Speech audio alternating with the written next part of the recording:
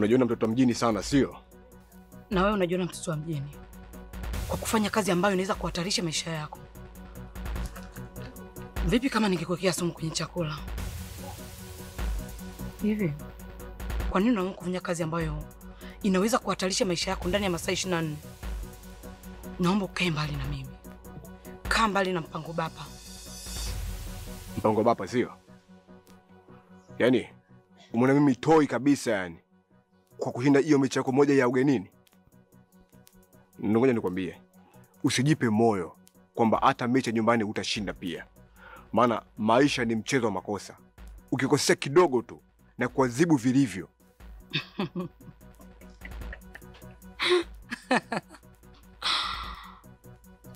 Upo tayari? Upo tayari kwa mechi? Nipo tayari kwa lolote. Nipo tayari kwa ajili ya vita. Karibu mchezoni. Hujiamini? Kama haujiamini, kaa mbali na mimi. Naitwa Bad Girl. Isevu hiyo.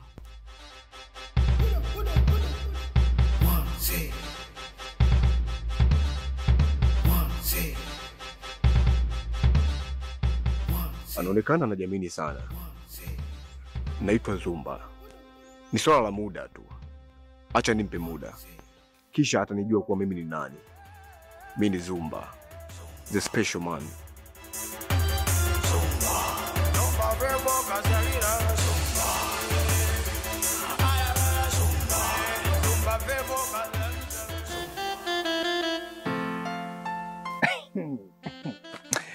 Kiongozi.